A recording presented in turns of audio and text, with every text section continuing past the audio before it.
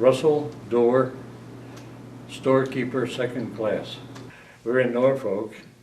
5 of us went partying in Norfolk, and when we were getting ready to go back to the ship, we walked past this theater, had a picture of Marilyn Monroe, full picture with the, I don't know if you remember how the dress blew up over the top of the other thing.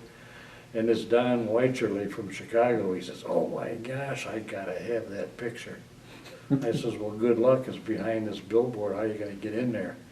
Next thing I knew, he put his foot through the glass and took the picture out of there, rolled it up. And it wasn't even 30 seconds later, all of a sudden we could hear sirens coming, both ends of the street. And here the 5 of us, we had no place to go.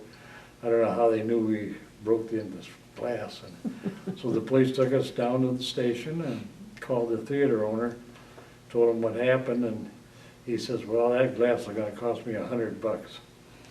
And that was ridiculous for that little piece of glass, but between us, we managed to scrape up $100. And we got back in a cab to go back to the ship, and as we got to the Navy station, the Brooklyn, or the Norfolk receiving station, none of us had money to pay the cab driver. So as we got out, the first guy says, "Oh, the second guy's got it."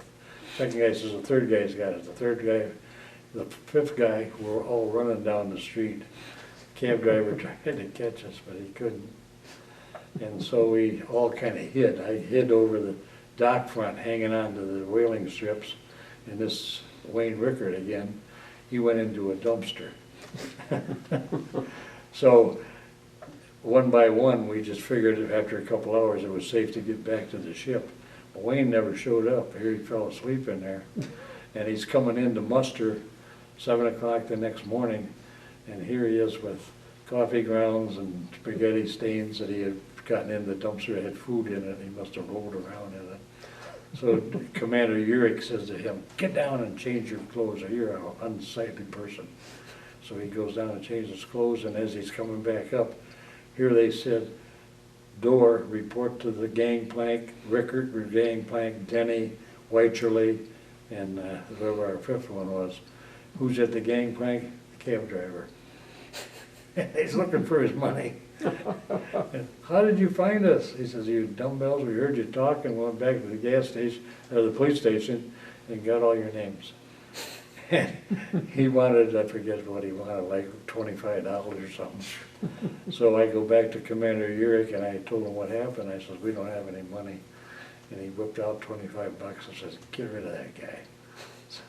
I mean, that's how the relationship, this Commander Urich was unbelievable. That's great. Very well liked by all of us, our whole division. There were 60 of us, and they would do anything for Urich, and he did for us all the time. When he died, we went to his funeral. I felt so bad about losing him as a friend. Yeah.